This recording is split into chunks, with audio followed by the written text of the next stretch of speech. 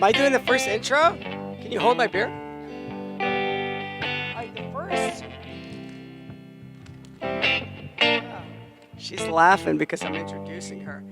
When I first met Cindy Faye, okay, it was in probably late 2012, okay, at something you guys may know, the Mackenzie Variety Show. Does that ring a bell? Who are variety show people here?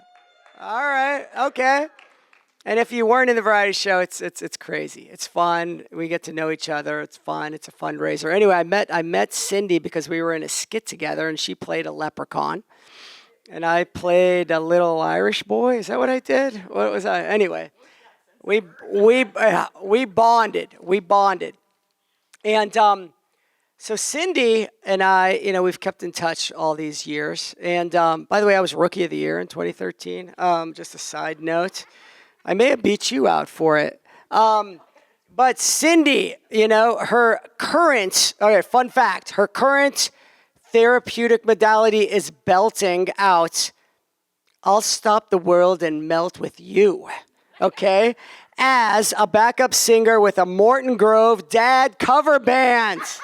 All right. So there you go. She's a character. She sings in a band, and she's from Wilmette, but grew up in Kansas City, Missouri, which is a theme tonight, Kansas City. Cindy Faye. Thank you, George. Thank you. I hope y'all indulge me. I'm just going to do a real quick little photo. Everybody say hi. Hi. Hi. They won't believe it. Everybody wave, audience. Thank you. Hi. How y'all doing? Good. I'm pissed. I'm furious. I am livid. I am so angry. Not because of that little child there. That's my daughter Nora. Look how cute she is in her wolf cut, that trendy wolf cut haircut. And she's in college, and she's getting those letters, not the ones that say congratulations, but lots of letters from the university. So she's up for some hijinks. But I'm not mad at her. And there's our cat, and he's so obnoxious. Oh, my God. But not mad at him. And that painting behind her, so it looks like an abstraction, but it's actually kind of realistic. You can see the blue is the sky. That is a painting of a scraped billboard in Baja, California, Mexico. And it's done by my husband's best friend, Brent Guerin, who's an artist. And we met Brent back in 90s in Wicker Park when it was really cool. And you could see like Liz Phair making out with Jim Siskowskis on some, am I right? Out on some street corner. And like this artist, Brent and all my, artist friends were like living these giant lofts, like this size space, but unheated and dusty, but it was $500 a month. So that was trendy, but I don't have much time. So let's fast forward.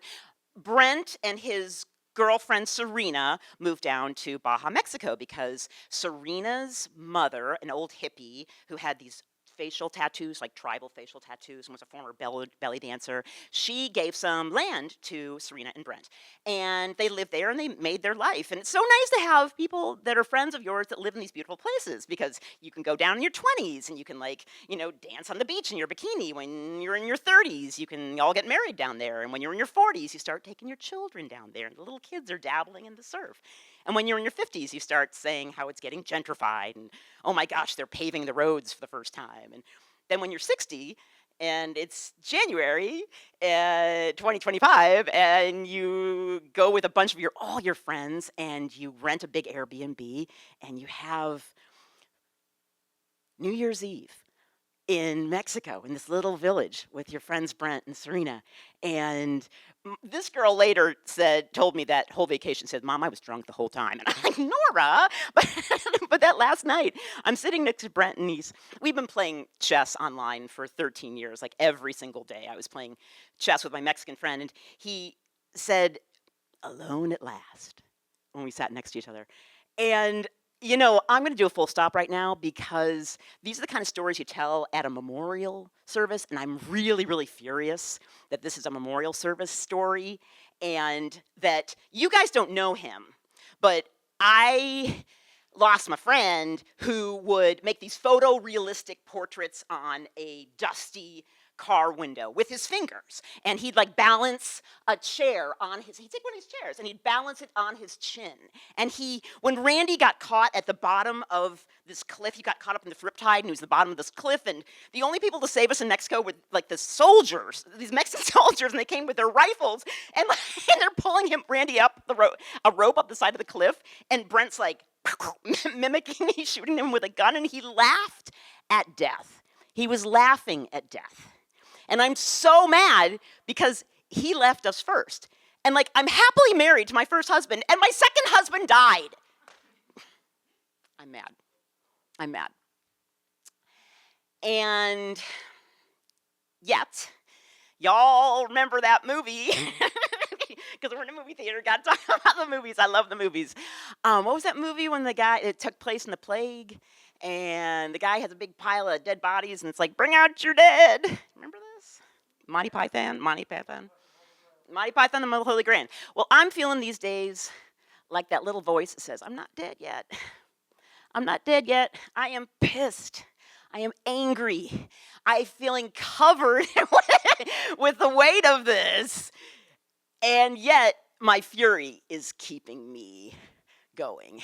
I'm flying on my fury because my fury is my resistance to this death. It is resistance. It is life saying, no, fuck no. Yes, it's inevitable, but fuck no. So I'm going to leave you all with a poem from Edna St. Vincent Millay, who had a really, really nice way of talking about this and talking about death. And just found out she died of in an unhappy way, but she talked about death in this beautiful way before she went. She said, quietly they go, the intelligent, the witty, the brave. I know, but I do not approve, and I am not resigned. Thank y'all.